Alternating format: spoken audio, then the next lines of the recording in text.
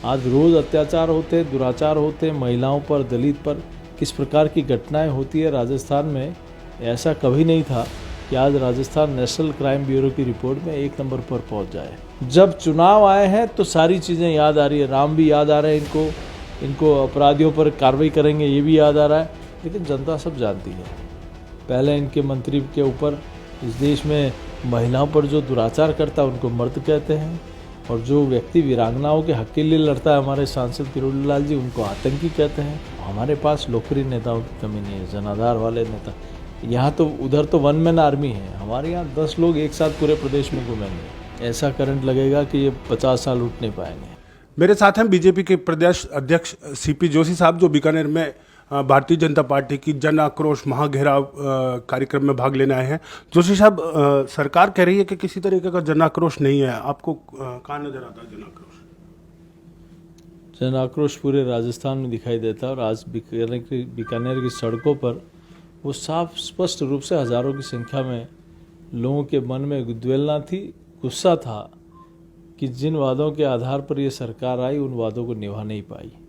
आज रोज़ अत्याचार होते, दुराचार होते, महिलाओं पर, दलित पर किस प्रकार की घटनाएं होती है राजस्थान में, ऐसा कभी नहीं था कि आज राजस्थान नेशनल क्राइम ब्यूरो की रिपोर्ट में 1 नंबर पर पहुंच जाए। आज किसानों के साथ वादा खिलाफी हुई, कर्जा माफ़ी की, लेकिन 4 वर्षों में गिरदावरी भी नहीं हो पाई। फसल खराब हो रही है, लेकिन सरकार जानबूझकर उसको 30% से ऊपर खराबा शो नहीं कर रही है। बेरोजगार युवाओं के साथ न तो भत्ता मिलता है युवाओं को, न उसके अलावा भी 18-19 बार एग्ज़ाम के पेपर लीक हो जाना ये इतिहास में पहली बार हुआ है। युवाओं के हौसलों को तोड़ा गया है, और किस प्रकार की घटनाएं पूरे राजस्थान में हो रही, चाहे गैंगवार हो, बजरी माफिया हो, माइनिंग माफिया हो। भगवान श्री कृष्ण की क्रीड़ा स्थली को खोद डाला और एक साधु को इसके लिए आत्मदाह करना पड़ा। इससे बड़ी बात और क्या हो सकती है? जो पेपर लीक का मुद्दा था वो तो सरकार ने छीन लिया आपसे। आज आरपीएससी के एक सदस्य को अरेस्ट कर लिया एसओजी ने। अच्छा, उसको बनाया किसने? उसको बनाया किसने? और इतने समय तक उसको बचाया किसने? जब चुनाव आए हैं तो सारी चीज़ें याद आ रही है, राम भी याद आ रहे हैं इनको अपराधियों पर कार्रवाई करेंगे ये भी याद आ रहा है, लेकिन जनता सब जानती है। मीणा समुदाय के एक व्यक्ति ने जयपुर में आत्महत्या कर ली।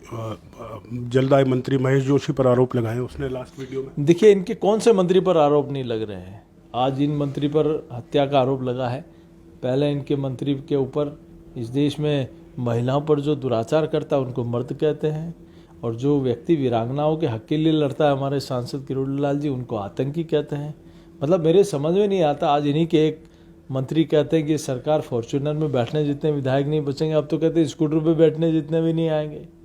तो ये एक के बाद इस प्रकार की कौन सा ऐसा मंत्री है? और थोड़े वो जो मंत्री इनके साथ है उनकी सबकी फाइलें मानी गहलोत साहब ने बना के रखी है। जिस दिन बाहर जाएंगे उनकी फाइलें बाहर आ जाएगी। तो ये सरकार सिर्फ और सिर्फ वेंटिलेटर पे है, और ये वेंटिलेटर का समय समाप्त होने वाला है। पर सरकार, ये सुकून की बात है कांग्रेस के लिए कि बीजेपी में 1 दर्जन से ज़्यादा दूल्हे हैं। इसमें बुराई क्या है? इसमें बुराई क्या है जब ऐसे, और उनके यहाँ तो कोई दावेदार बनता है तो उसको नकारा और निकम्मा कह के धक्का दे दिया जाता है। हमारे यहाँ तो इतने लोकप्रिय नेता तो हैं, इतने जनाधार वाले नेता तो हैं। जब निर्णय होगा, जो होगा देखा जाएगा, लेकिन इतने जनाधार वाले और लोकप्रिय नेता भारतीय जनता पार्टी में है, इसमें बुराई क्या है? बीजेपी चुनाव की तैयारी में है। चुनाव फेस क्या हुआ चुनाव का? हमारे पास जितना लोकप्रिय फेस किसी पार्टी के पास और दुनिया में किसी के पास नहीं है, जिनके प्रति लोगों की बहुत बड़ी आस्था है, विश्वास है, और आदरणीय नरेंद्र मोदी जी बहुत बड़ा फेस है। आप आए हैं आज, कल वसुंधरा जी आ रही हैं 3 दिन के बीकानेर के दौरे पर। वही कह रहा हूँ, हमारे पास लोकप्रिय नेताओं की कमी नहीं है, जनाधार वाले नेता। यहाँ तो उधर तो 1 मैन आर्मी है, हमारे यहाँ 10 लोग एक साथ पूरे प्रदेश में घूमेंगे। कांग्रेस का सुपड़ा साफ होने वाला है। पर वो सुपड़ा कैसे साफ होगा अशोक जी? 1000 यूनिट बिजली फ्री दे रहे हैं, 500 रुपये में गैस का सिलेंडर दे रहे हैं, और जो सबसे बड़ी समस्या है महंगाई की, उसके लिए कैंप्स लग रहे हैं अब। अशोक जी कहाँ थे इतने साल?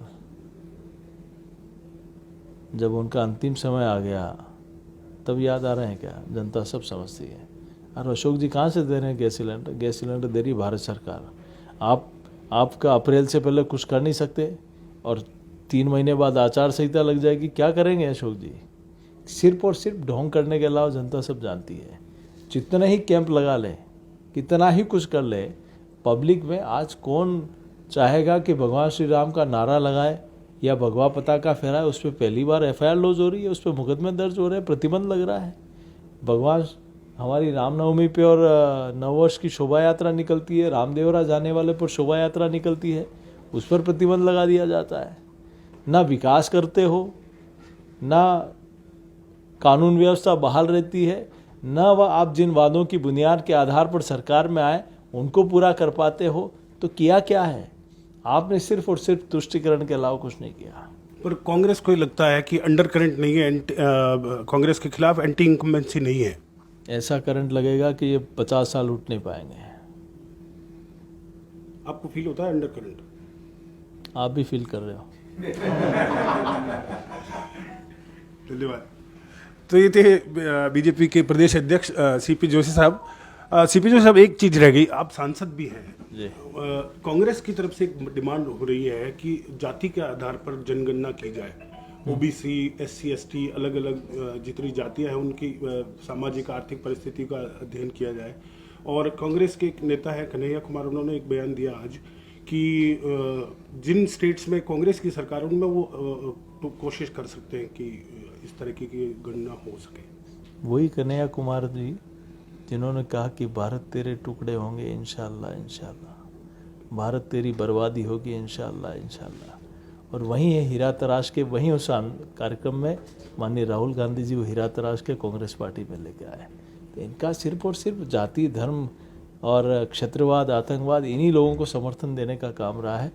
और इनका हश्र भी इसीलिए हो रहा है कि जहाँ देश की दिशा क्या है, देश क्या सोच रहा है, उसके विपरीत दिशा में जाने का प्रयास कर रहे हैं। इसलिए थोड़ा बहुत जो जनाधार था कांग्रेस का वो भी समाप्त होता जा रहा है। धन्यवाद, थैंक यू। हाँ, तो ये थे भारतीय जनता पार्टी के प्रदेश अध्यक्ष सीपी जोशी साहब, जिनको उम्मीद है कि जो अंडर करंट है, जो एंटी इनकम्बेंसी है, उसका बीजेपी को आने वाले चुनाव में भरपूर फायदा मिलेगा। अपरनेश गोस्वामी, बीकानेर, राजस्थान तक।